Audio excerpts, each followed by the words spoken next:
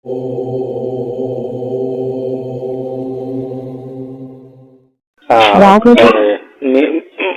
పేరండి? చెప్పండి. మీ పేరు? నా పేరు వస్తుందమ్మా, తూకారాల అనిత అమ్మ. అర్థం కాలేదండి, అది చెప్పండి. అనిత అమ్మ. అనిత, ఓకే అమ్మా, చెప్పండి. నేను లేదండి, అంటే నాకు యూట్యూబ్ లేదు. నాకు యూట్యూబ్ చిన్నప్పటి నుంచి లేదు. అంటే నన్ను వేసుకోండి చూస్తాను పెట్టారనమాట. అయితే నేను ఒక్కసారి మాత్రం మా హస్బెండ్ ఫోన్ లో జస్ట్ విన్నాను, మీరు హిందీ అని నాకు తెలియదు. అదేంటో ఏస్టో గురించి మాట్లాడుతుంటే 2 మాటలు విన్నాను. ఇప్పుడు ఓంకారం వస్తుంటే మీరు హిందూ అని అర్థమైంది. సారీ అండి, ఏమనుకోకండి. అయితే నేను హిందూనండి, పక్కా హిందూని. భయపడితే మా మా ఫ్యామిలీలో ఇటు 7 తరాలు అటు 7 తరాలు ఎవరికి తెలియదు ఏస్టో గురించి. అంటే అంత మేము సిస్టమేటిక్ అనమాట పూజ. అట్లా నేను మడి పూజలు చేశానండి, మడి పూజలు. కానీ ఈ రోజు దేవుడు మాట్లాడుతున్నాడండి. ఇంకా అంత నుంచి నేనేం చెప్పలేను. నేను రోజు మీకు చెప్తానండి, నా జీవితంలో నేను అనుకోలేదు. నాకు ఇప్పుడు 58 సంవత్సరాలమ్మా. 58 సంవత్సరాలు. చనిపోతే భద్రాచలంలో పెట్టమన్నాను. నా పుస్తకాల్లో చిన్నప్పటి నుంచి రామా రామా అని రాసుకున్న పుస్తకాలు ఇప్పుడు కూడా ఉన్నాయి. మా వారు మా పిల్లలు అంటారు, వాళ్ళ నంబర్ వేసుకోబోది, ఈ పుస్తకాల రామ రామ అల్లా అల్లా అని రాసుకొని ఇప్పుడు వేసుకోబో అంటే ఏంటమ్మా అని మా పిల్లలు ఇప్పుడు ఎక్కిరిస్తారండి. నాకు ఇప్పుడు 58 సంవత్సరాలు. నేను వెళ్ళి పెట్టిండు నన్ను 4 సంవత్సరాలు doctor Chandrashekhar Banjara Hills Asha hospital చూపిస్తారండి మా వారు. సైకాలజిస్ట్ అంటే నమ్మరు, ఇప్పుడు కూడా నమ్మరు. కానీ 10 సంవత్సరాలు దేవుడు మాట్లాడుతున్నాడండి. స్వరం వినిపిస్తుంది. మన ఆత్మనే దేవుడమ్మా. ఎవరు దేవుడు అనేది జ్ఞానం నానా. మన ఆత్మనే దేవుడు నానా, దేహమే దేవాలయం. నాకు అది కూడా తెలియదు. నేను దేవుడు ఏసులో ఆకాశంలో ఉంటారని ఇష్టపడ్డాను. నాకు తెలియదమ్మా దేవుడు మనలో ఉంటారని. నాకు 55 సంవత్సరాలు. ఒక ఆమె అక్క దేవుడు నాతో మాట్లాడతాడు అన్నాడమ్మా. 4 సంవత్సరాలు బైబిల్ చదివాను. చదువుతుంటేనే చీకటిలోంచి మాటలు చదువుతుంటే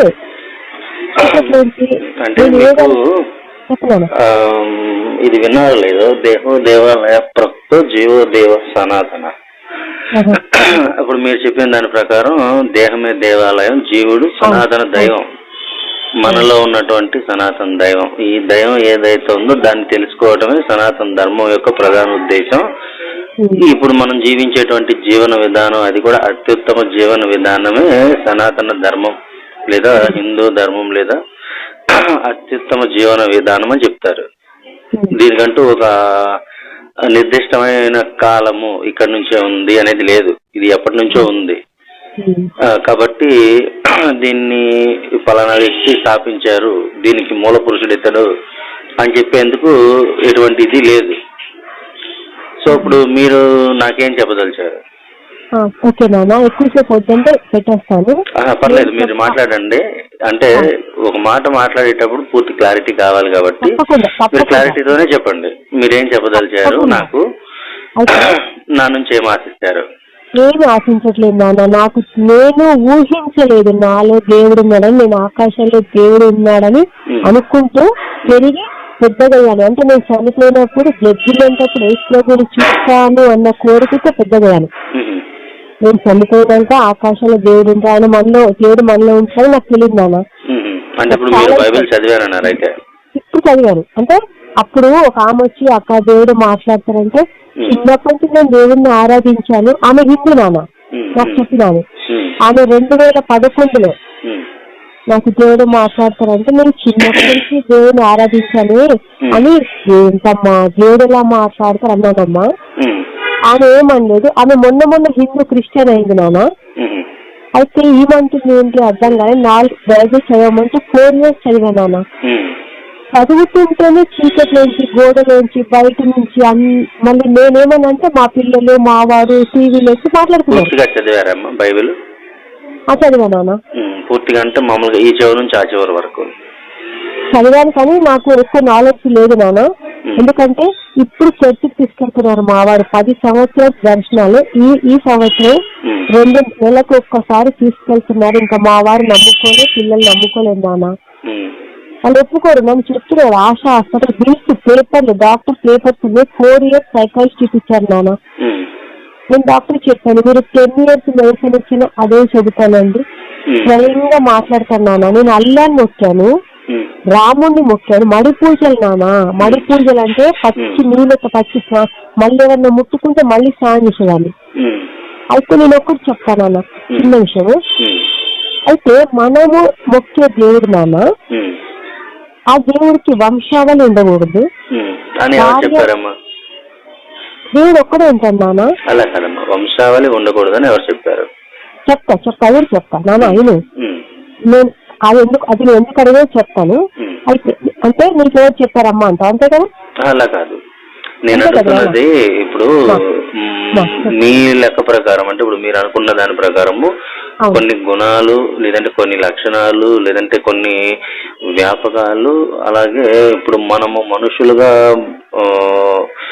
ప్రజెంట్ మన ముందు తిరుగుతున్నటువంటి కొందరు వ్యక్తులు, కొన్ని పరిస్థితులు, కొన్ని సంఘటనలు, కొన్ని నేపథ్యాలు అవి ఏవైతే ఉన్నాయో మానవ మేధస్సుతో ఆలోచించి మానవ మేధస్సు ద్వారా సృష్టించబడినటువంటి కల్పించబడినటువంటి ఇవన్నీ కూడా మనము కొన్ని భగవంతుడికి ఆపాదించి అవి ఏవి ఉండకూడదు అనే నిర్ణయానికి ఒక గుడ్డి విధానంలో, అంటే బైబిల్లో చెప్పబడిన మాట ప్రకారం ఒక గుడ్డివాడు మరో గుడ్డివాడికి ఏ రకంగా దారి చూపును అనే దాని ప్రకారం ఇవన్నీ మనంగా క్రియేట్ చేసేసుకొని మన సబ్ కాన్షియస్ మైండ్లో వీటన్నిటికీ ఒక విధానంలో ఫిక్స్ అయిపోయి, సో ఇదే అది తప్పితే వేరే ఇది ఉండకూడదు. సో ఇప్పుడు ఎట్లా అయితే ఈ బైబిల్లో సోకాల్డ్ దేవుడు అయినటువంటి యెహోవా ఎవరైతే ఉన్నాడో అతను ఏ విధంగా అయితే ఫీల్ అవుతాడో, నేను తప్ప నీకు వేరే దేవుడు ఉండకూడదు, దేన్ని దైవంగా మూర్తిగా ఆరాధన చేసుకొని ఆరాధించకూడదు అంటే ఈ టైప్ ఆఫ్ ఆ మెంటాలిటీ ఎలా అయితే ఉందో, సో ఆ టైప్ ఆఫ్ మెంటాలిటీలో కొంతమంది వాళ్ళకి వాళ్ళు ఓన్ క్రియేషన్స్ చేసేసుకుని వాళ్ళకి వాళ్ళు ఓన్ లిమిటేషన్స్ పెట్టేసుకొని వాళ్ళ లిమిటేషన్స్లోనే దేవుడు ఉండాలి, అలా లేకపోతే ఆయన దేవుడు కాదు అనే కాన్సెప్ట్ కదా ఇప్పుడు మీరు చెప్తున్నది, అంతేనా?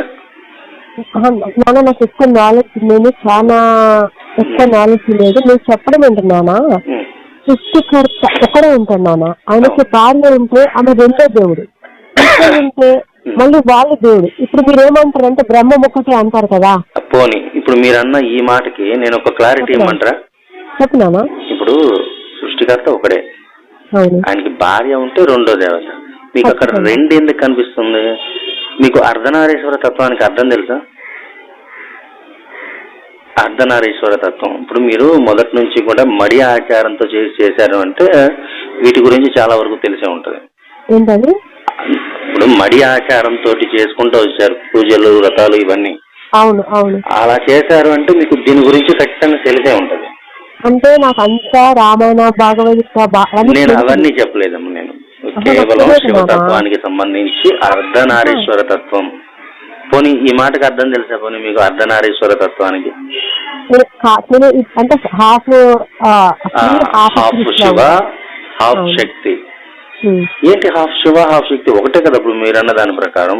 అదేంటి చెరిసగం కలిపి ఒకటే మూర్తిగా అక్కడ ఎట్లా కనబడుతున్నారు?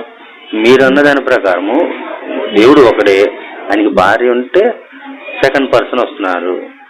కానీ ఇక్కడ హాఫ్ ఆయన హాఫ్ ఈవిడ, ఇద్దరు కలిపి ఒకటే కదా కనబడుతున్నారు. How it is possible? ఏమనుకుంటున్నానా మరి అందరికి అంటే ఏమనుకో కదా, ఏమైనా మీ అమ్మ లాంటిదాన్ని అనుకో. తప్పకుండా నేను అదే ఆ ఉద్దేశంతోనే మాట్లాడుతున్నాను. అదే నాన్న. అయితే మరి అంటే ఏమనుకో, ఒకప్పుడు నేను కూడా హిందీని కదా నాన్న. ఒకప్పుడే కదా ఎప్పటికీ కూడా. ఎందుకంటే లేదు లేదు లేదు ఈ మాట నేను ఎందుకు చెప్పాను అన్నది కూడా మీకు క్లారిటీ ఇస్తాను, మీరు వింటానంటే. చెప్పినాను ఇప్పుడే కాదు, ఎప్పుడు కూడా, ఒకప్పుడు కాదు ఎప్పుడు కూడా మీరు హిందువే. ఎందుకంటే ఒకవేళ చెప్తా ఒకవేళ మీరు ఇప్పుడు మేము హిందులోకి వచ్చాము, సో హిందూగా వచ్చాను కాబట్టి నేను హిందూ కాదు అనడానికి, మీరు హిందులోకి రాకముందు హిందువే, మీకు మీరే చెప్తున్నారు.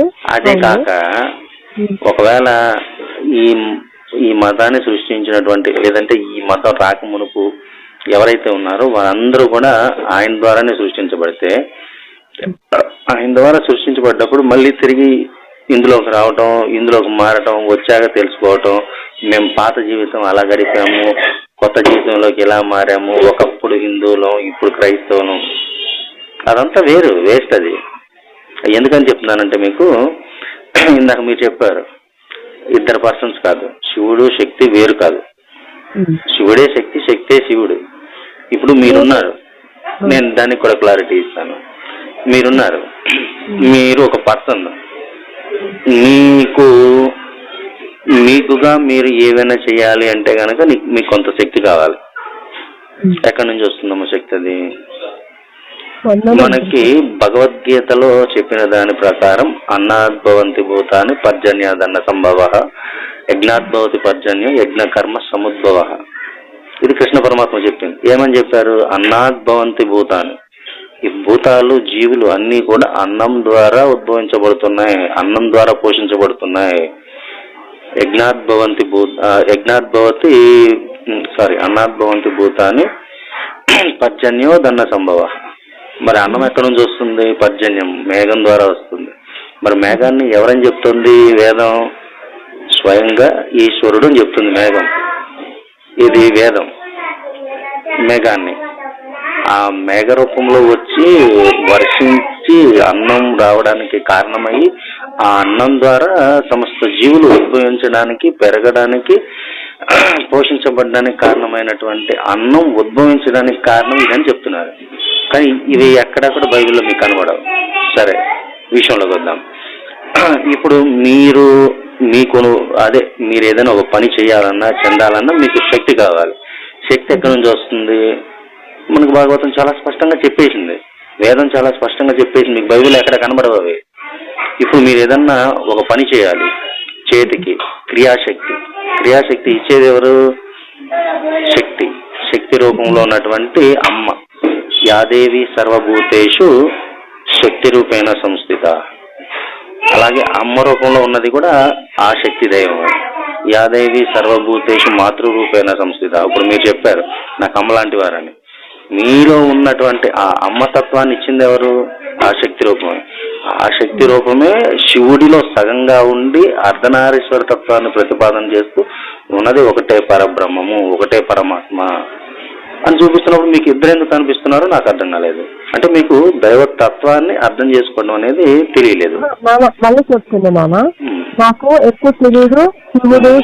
ఎగ్జాక్ట్లీ అమ్మా. నేను అలా అంటారు కదా మీకు, అంటే నా నంబర్ మీకు ఎలా దొరికిందో, మరి నాతో మీకు మాట్లాడాలని ఎందుకు అనిపించిందో నాకు తెలియదు. కానీ మా హస్బెండ్ ఫోన్ తీసుకొని నేను నాకు యూట్యూబ్ లేదు కదా, కాసేపు దేవుడు చూడడానికి తీసుకున్నప్పుడు మీ ఇంటర్వ్యూ కనిపించింది నాన్న. వెంటనే మీకు మాట్లాడాలనిపించింది. ఎందుకంటే నేను నమ్మలేదు నాన్న. నేనేమనుకున్నాను, యేసు ఖచ్చితంగా దేవుడు అయితే ఆయననే రాముడు పెట్టండు, ఆయననే థర్డ్ అల్లా అనుకున్నా. అయితే ఒక ఆమె వచ్చి అక్క దేవుడు మాట్లాడతారంటే నేను నమ్మలేదు నాన్న. కానీ ఎలా మాట్లాడాలని అడిగితే ఒక 2 మాటలు చెప్పచ్చా? మీరు చెప్పండి. నేను కూడా నా ఇష్యూ ఏంటన్నది నేను చెప్పాలి మీకు. చెప్తాను నాన్న. అయితే నాకు బయట నుంచి మాట వినిపిస్తుంటే నాకు అర్థం కావట్లేదు. నేను ఏదైనా అనుకుంటే బయట నుంచి మొత్తం క్లియర్ గా అంటే వినిపిస్తుంది. బయట నుంచి నేను అనుకున్న ఆకాశంలోకి దేవుడు మాట్లాడు. ఎందుకంటే నా ఉద్దేశం ప్రకారం దేవుడు ఆకాశంలో ఉంటాయి. ఏసయ్య నాకు బైబిల్ దేవుడు తెలియదు. మనలో పరిశుద్ధాత్మ అంటే మీ ఉద్దేశం గానీ, లేదంటే బైబిల్లో చెప్పబడిన దాని ప్రకారం కానీ ఈ స్టేట్మెంట్ ఏదైతుందో అది తప్పు. పైన ఎక్కడో ఆకాశంలో ఉంటాడనేది కాదు. మీకు నేను అనుకున్నామ్మా, అదే మీరు అనుకోవడం, అప్పుడు అనుకున్నా అది కరెక్ట్ కాదు. మీరు అనుకోండి, అంటే మీ పర్సనల్ అది, కానీ అది కరెక్ట్ కాదు. తెలిసిపోయింది నాన్న, ఇప్పుడు తెలిసిపోయింది. మన దేహమే దేవాలయం, మనలో ఉన్న అంతరాత్మలో దేవుడు నాన్న. అయితే ఏమైందంటే అప్పుడు అనుకున్నా నాన్న, నేను పుట్టి చనిపోయినాక యేసు ప్రభుని న్యాయము జడ్జిమెంట్ అప్పుడు చూస్తా అన్న కోరికతో పెద్దగా నాన్న. అంటే చిన్నప్పటి నుంచి అన్వేషణ దేవుడిది, చిన్నప్పటి నుంచి. అసలు వివాహం కూడా చేసుకోను అంటే చాలా గొడవైంది. అవన్నీ చెప్పడం నాకు ఇష్టం, అనవసరం విషయాలు.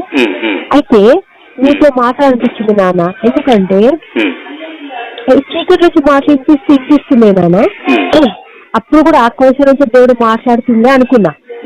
నేను ఏదైనా అనుకుంటే పక్కింటి వాళ్ళు వీళ్ళందరూ మాట్లాడుతున్నారు. ఏంటిది ఇంకో ముఖ్య విషయం నాన్న, అబద్ధం చెప్పకూడదు, దేవుడు అసలు చెప్పకూడదు కదా. ఏ దేవుడు అనేది ఎవరి విశ్వాసం వాళ్ళది, కానీ అబద్ధం చెప్పకూడదు, దేవుడు అసలు చెప్పకూడదు కదా. కానీ చెప్పినటువంటి దేవుడిని బైబిల్లో చూపిస్తానండి, చెప్తాను.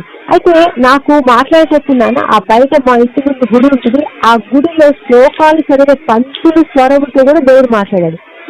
మరి అల్లాహో అక్బర్ అల్లా అంటారే, ఆయన స్వరంతో కూడా మాట్లాడారు. నాకు అర్థం కావట్లేదు, అంటే ఆకాశం నుంచి మాట్లాడుతున్నారులే అనుకున్నా, అంటే స్వరము వాళ్ళది వాడుకునేవాడు.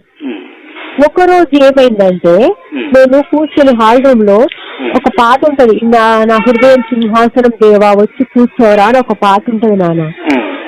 ముఖాముఖి స్వరం, ఆ రోజు ముఖాముఖి అంటారు, నాకు తెలీదు.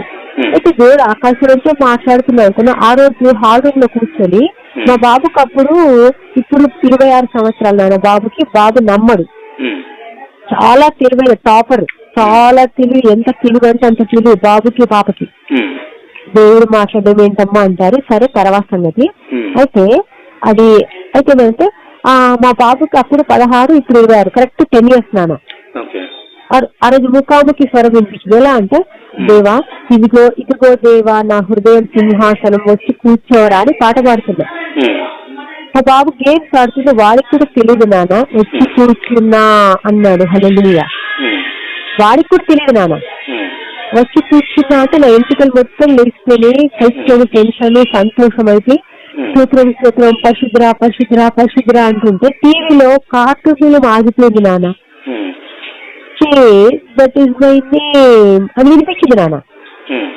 అలాగే కూర్చున్నా, ఎంటికలు లేచిపోతున్నాయి. అప్పుడెప్పుడు ఒక ఆమె దేవుడు మాట్లాడుతున్నాడు కదా, అది గుర్తొచ్చి యేసయ్యా నేను నీ గొర్రె పిల్లనా, నాతో మాట్లాడుతున్నావా అని మనస్సులో అనుకుంటుంటే మా వారు లోపల నుండి ఓ పిల్ల అని పిలిచారు నాన్న.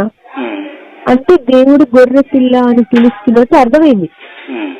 కానీ మరి బాబు మాట్లాడుతున్నారు, టీవీలోంచి మాట్లాడుతున్నారు, మావాడు ఎందుకు మాట్లాడుతున్నారు, ఆకాశంలో దేవుడు ఉంటారు కదా అనుకున్నప్పుడు కూడా. అయితే నాకు ఒక్క డౌట్ ఉంది, చెప్తారా? చెప్తున్నాను. అంటే డౌట్ అంటే నాకు తెలుసు, అది మీకు తెలుసా లేదా నాకు క్లారిటీ అంతే.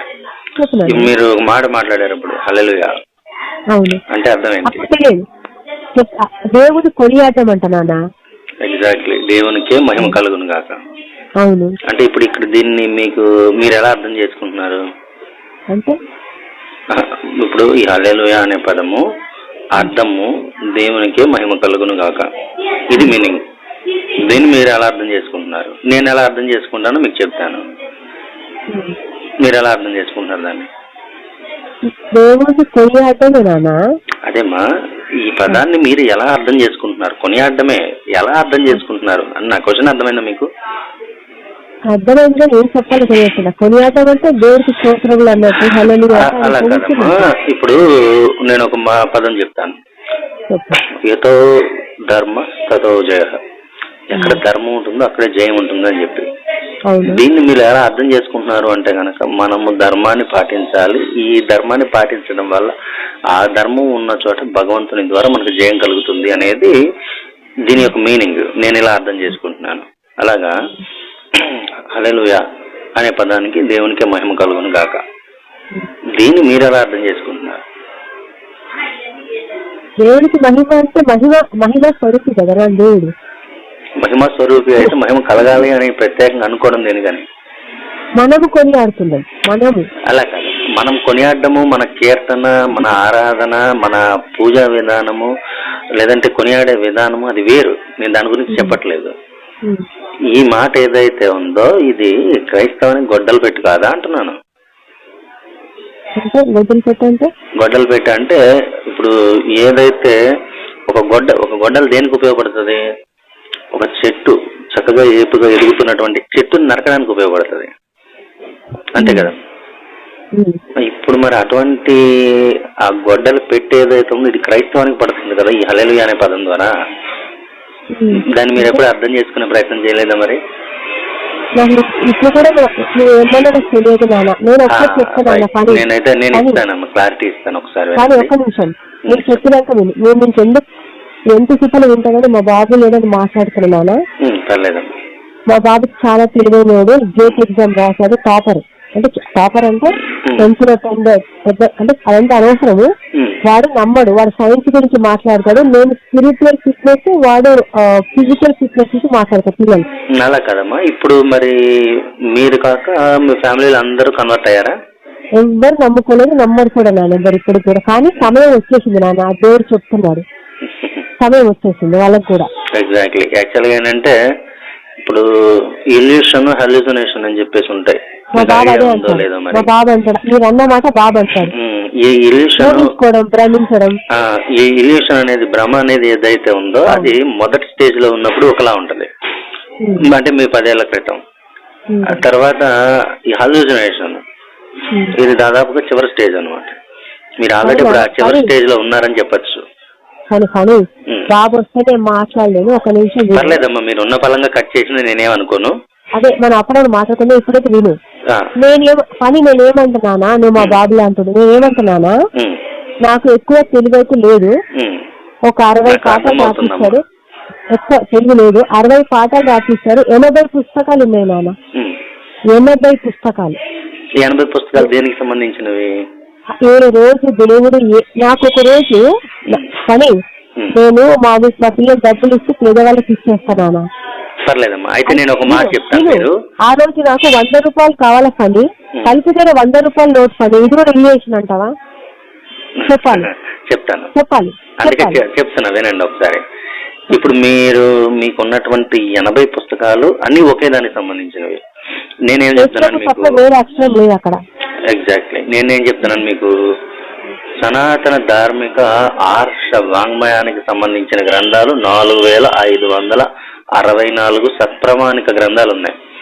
ఈ 4564 గ్రంథాలు ఏవైతే ఉన్నాయో వీటిలో మీరు అన్ని కూడా అక్కర్లేదు, మెయిన్ ఇంపార్టెంట్ అనుకున్నవి ఏవైతే ఉన్నాయో వాటిని కొంచెం మీరు సంగ్రహించుకొని వీటిని ఎలాగైతే చదువుతున్నారో వాటిని కూడా అదే విధానంలో కనుక చదివి కొంచెం జ్ఞానం పెంచుకునే ప్రయత్నం చేస్తే మీకు కలుగుతున్నటువంటి ఇల్యూషన్స్ ఏవైతే ఉన్నాయో ఇవన్నీ తొలగిపోతాయి. దీని విషయంలో అంటే మాది వైజాగ్ అమ్మ, వైజాగ్ లో మా వాళ్ళు ఉన్నారులే కానీ ఎప్పుడైనా సిటీ దగ్గరికి వస్తే నేను వీలుంటే మనం అంకుల్ చెప్తాను అనుకుంటున్నాను. ఖచ్చితంగా. అయితే నేను అనేది నాన్న ఒక్క పాయింట్ నాన్న, నువ్వు ఎన్నైనా చెప్పు, నేను ఒక్కటే అంటా నాన్న, సృష్టికర్త ఒక్కడే ఉంటాడు. విను అని చెప్పని, సృష్టికర్త ఒక్కడే ఉంటాడు, ఆయనే తల్లి తండ్రి, మనము ఆయన పిల్లలం, అంతవరకే. ఇంకా మనము చదువుకున్నామమ్మా. మీకు అంటే ఇప్పుడు మీరు ఎంతవరకు చదువుకున్నారో తెలియదు కానీ నేను చదువుకునేటప్పుడు, సరే నేను చదువుకునేటప్పుడు నేను ఒకటి చదువుకున్నాను, నీవే తల్లివి తండ్రివి, నీవే గురుడు సగుడవు, నీవే నిజముగ దైవము, నీవే కృష్ణ అని. ఇప్పుడు కృష్ణుడి గురించి నేను చిన్నప్పుడు అలా చదువుకున్నాను. ఇప్పుడు కృష్ణుడిని ఓంకార తత్వంగా నేను అంగీకరిస్తున్నాను. ఓంకారం అనేది నాకు నా ఆరాధన దైవం. ఈ ఓంకార స్వరూపమైనటువంటి ప్రతి పరబ్రహ్మాన్ని కూడా నేను అంగీకరిస్తాను, నేను పూజిస్తాను, నేను ఆరాధన చేస్తాను. సో ఇలాంటి సందర్భంలో మీరు అంటున్న దాని ప్రకారం ఇది జ్ఞానం గురించి, ఇప్పుడు మీరు ఇందాక నేను మీకు చెప్పిన దాని ప్రకారం హల్లెలూయా అంటే దేవునికి మహిమ కలుగును గాక. ఇప్పుడు మహిమ లేని దేవుణ్ణి మీరు మొత్తుకొని మహిమ కలిగించి ఆయనకు ఆరాధన చేసే కంటే మహిమ కలిగినటువంటి భగవంతుణ్ణి మీలోనే మీరు ఆరాధన చేసుకుంటే ఈ యేసు లేదంటే క్రీస్తు లేదంటే యెహోవా లేదు బైబిల్ లేదు హల్లెలూయా ఇలాంటి పదాలు ఏవైతేనే మొత్తం అన్నింటినీ వదిలేయండి, తిలోదకాలు ఇచ్చేసేయండి, పక్క తోసేసి ఒక పదం అన్నది పట్టుకోకండి, ఏది పట్టుకోకండి. మీకు మీరు లోపలికి అంతర్ప్రయాణం చేయండి.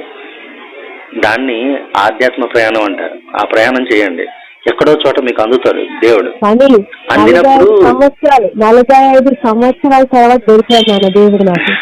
అప్పటి వరకు అందరూ దేవుడు అనుకున్నారు. లేదమ్మా, మీకు ఎట్లా అంటే ఇప్పుడు ఎవరో ఒక ఆవిడ వచ్చింది, ఆవిడ కూడా హిందూ స్త్రీనే, ఆవిడ ఇప్పుడు మారింది. అయితే ఆవిడ చెప్పింది ఏమని చెప్పింది? ఇగో యేసు దేవుడి స్వరం దేవుని స్వరం వినిపిస్తుంది. అది వాళ్ళు చెప్పినప్పుడు ఏమవుతుంది అంటే ఆటోమేటిక్గా అవుతుంది. మీకు అంత ఎందుకంటే ఇప్పుడు మీకు హిప్నాటిజం ఐడియా ఉందా? హిప్నాటిజం వశీకరణ. ఇప్పుడు ఆ హిప్నాటిజం లో వాళ్ళు ఏం చేస్తారు, ఎవరైనా ఒక మనిషిని కూర్చోబెట్టి ఒక సౌండ్, ఏదైనా ఒక సౌండ్ మీద కాన్సన్ట్రేషన్ చేయించి దీన్ని బేస్ చేసుకొని కంట్రోల్ చేసుకుంటారు మైండ్. కంట్రోల్ చేసినప్పుడు ఏమవుతుంది, ఆటోమేటిక్ గా ఆ సౌండ్ ఫ్రీక్వెన్సీ ఎప్పుడైతే వచ్చిందో ఆటోమేటిక్ గా వీళ్ళు కంట్రోల్లోకి వచ్చేస్తారు. అది వాళ్ళకి కూడా తెలియదు వాళ్ళు కంట్రోల్లోకి వచ్చేస్తున్నారని. అలా కంట్రోల్ చేసిన తర్వాత వీళ్ళు ఏదైతే చెబితే అది యాజ్ ఇట్ ఈజ్ గా చెప్పేయటం, యాజ్ ఇట్ ఈజ్ గా ఫాలో అయిపోవడం అనేది. మా బాబు చెప్పాడు పని, నువ్వు చెప్పే పని. వాడు చాలా తెలివైనడు. ఇంత ఇంజనీరింగ్ చేశాడు. అదేం కాలేజ్ అది? Vasavi college engineering. ఇప్పుడు గేట్ రాశాడు, జాబ్ రెడీ ఉంది పని. గేట్ రాశాడు అంటే చెప్తున్నాడు. నువ్వు చెప్పే తెలివైన మాటలన్నీ వాడు రోజు నా బుర్రలో చెప్తుంటాడు. కానీ పని ఒక్కటి చెప్తా, ఇప్పుడు నువ్వు నాతో మాట్లాడుతున్నావు పని, నువ్వు నా కొడుకులాగానే బాబు అని పిలుస్తున్నాను నాన్న. ఇప్పుడు నాన్న నువ్వు నాతో మాట్లాడుతున్నావు బేట, అంటే ఫేస్ టు ఫేస్ మాట్లాడుతున్నావు. సడన్ గా నేను మాయమైపోతా, ఏం చేస్తావు? సపోజ్ మాయమైపోతా నేను. సడన్ గా మాయమైపోవాలంటే దానికి చాలా రీజన్స్ ఉంటాయి. కాదు నాన్న, ఇప్పుడు గ్రూప్ లో ఉన్నాం మనందరం, గ్రూప్ లో అంటే బహిరంగంగా బయట ఉన్నాము, ఇంట్లో కాదు. మనం మాట్లాడుకుంటున్నాము, నువ్వు చూస్తుంటేనే ఆ గ్రూప్ లో కొంచెం మంది పైకి వెళ్ళిపోతారు, మాయమైపోతారు. అప్పుడు ఏం చేస్తారు? సపోజ్ పైకి అంటే కనిపించరు, మాయమైపోతారు, ఆకాశంలోకి వెళ్ళిపోతారు. అంటే అదే నేను అదే అడుగుతున్నాను, మాయమైపోవడం అనే దానికి జరగబోతుంది, అది జరగబోతుంది. మీరు అసలు చాలా హై లెవెల్ ఇల్యూషన్ లో ఉన్నారు. అసలు ఇంకా చెప్పాలంటే వీలైతే కనుక ఇంకా కౌన్సిలింగ్ ఎక్కువ అవసరం. వీలైతే ఒక్కసారి వీలైతే మీ బాబుతో వీలైతే కనుక ఒక్కసారి నాతో మాట్లాడించండి, నేను ఒకసారి చెప్తాను. ఎందుకంటే ఆయన మొదటి నుంచి చెప్తూనే ఉన్నా సరే ఎందుకు సిచ్యువేషన్ అనేది కంట్రోల్ చేసుకోలేకపోయారు. డాక్టర్ చంద్రశేఖర్ ఆశా హాస్పిటల్ దగ్గర సైకాలజిస్ట్, ఆశా హాస్పిటల్ ప్రతి నెల 4 సంవత్సరాలు 12 టాబ్లెట్లు వేయించారు నాన్న. అదే అంటే ఇప్పుడు మీరు ఆల్రెడీ సైకలాజికల్ ప్రాబ్లం లో ఉన్నప్పుడు మిమ్మల్ని ఏమనుకున్నా పర్వాలేదు. నేను ఒకటే మాట పని నాన్న, మనము బయట ఉన్నాము, సడన్ గా కొద్దిమంది మాయమైపోతారు, అప్పుడైనా యేసు ప్రభు తెలుసుకో. నేను మిమ్మల్ని అయితే ఒకటే అడుగుతాను, మీరు వైజాగ్ వచ్చి నన్ను కలుస్తాను మాట్లాడతా అంటున్నారు కాబట్టి మీరు రండి. నువ్వు హైదరాబాద్ కి వచ్చి కలుద్దాం, వైజాగ్ లో మా వాళ్ళు ఉన్నారు, అక్కడైనా కలుద్దాం. సరే నేను హైదరాబాద్ వచ్చినప్పుడు అయినా సరే ఇప్పుడు మీకు కాల్ చేస్తాను. లేదు ఒకవేళ నేను ఆ టైంలో మీ గురించి మర్చిపోయినా, లేదంటే మీ నెంబర్ నా దగ్గర లేకపోయినా నేను లైవ్ లో ఉండి లైవ్ లో చెప్తాను, నేను పలానా ఏరియాలో ఉన్నాను, పలానా చోట ఉన్నాను. మీరు నన్ను కాంటాక్ట్ చేస్తే కనుక నేను వచ్చి డైరెక్ట్ కలుస్తాను. మీ దగ్గరే కూర్చొని మీ ముందే లైవ్ పెడతాను. నేను లైవ్ పెట్టినప్పుడు మీరు చెప్పిన విధానంలో మాయమైపోండి. అది ఆ సమయం అనేది సమయము భగవత్ స్వరూపం నాన్న. నిన్ను ఒక్కటే అడుగుతున్నా, మళ్ళీ చెబుతున్నా. ఇప్పుడు క్రౌడ్ పీపుల్ ఉన్నారు. సడన్ గా నువ్వు చూస్తుంటే, నేనే సపోజ్ నువ్వు చూస్తుంటే కొంతమంది పైకి వెళ్ళిపోతారు, అప్పుడు కూడా నిజమైన దేవుడు నమ్ముతావా? వెళ్ళిపోమనండి, నిజంగా నమ్ముతాను. అప్పుడు అది జరుగుతుంది 100%. అది జరిగినప్పుడు నమ్ముతానమ్మా నేను. ఇప్పుడు మీరు అంటున్న దాని ప్రకారమే. గాడ్ బ్లెస్ యు నాన్న. గాడ్ ఆల్వేస్ బి బ్లెస్సింగ్ మీ. పర్వాలేదు నాన్న, ఎందుకంటే ఒకప్పుడు ఉన్నది కదా స్టేజ్ లో, అందుకే మీకు కాల్ చేయాలనిపించింది. చాలా ఉన్నాయి నాన్న. ఇంకొకటి పని, సరేలే పర్వాలేదు, మళ్ళీ ఎప్పుడైనా ప్రార్థన చేసుకుంటా. పర్లేదమ్మా, నేనేం కూడా ఫీల్ అవును. మీరు చేయండి. అయితే మీరు రాత్రి ఎప్పుడో చేసినట్టున్నారు. అయితే నేను అప్పటి నుంచి కూడా నేను జర్నీలో ఉన్నాను, ట్రైన్ లో ఉన్నాను, అందుకని నేను లిఫ్ట్ చేయడానికి అవ్వలేదు. సరిగా ఇప్పుడు